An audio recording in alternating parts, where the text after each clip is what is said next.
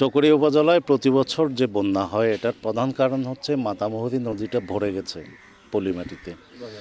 এটা স্থায়ীভাবে ড্রেজিং করা ছাড়া চকরিয়া, মাতামুহুরী, পেকুয়া এই তিনটি উপজেলা কখনো বন্যামুক্ত হবে না।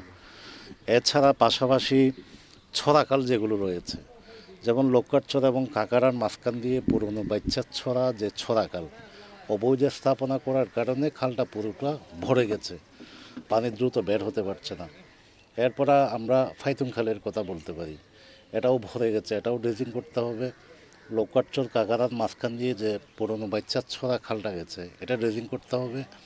আফটার অল মাতামুহুরী স্থায়ীভাবে ড্রেজিং করা ছাড়া চকরিয়া উপজেলা কখনো বন্যামুক্ত হবে না।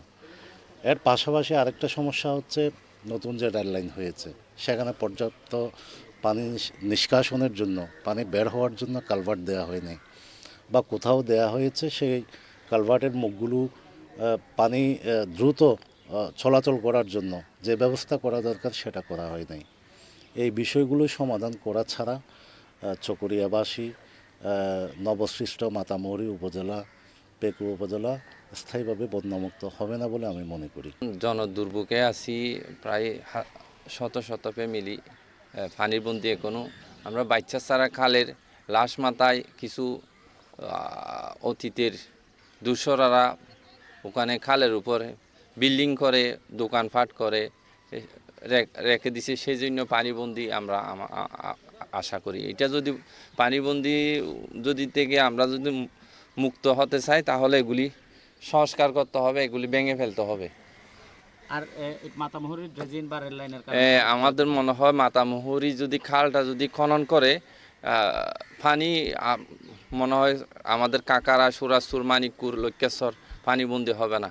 ওখানে তো ভরাট হয়ে গেছে মাতামুহুরী খাল।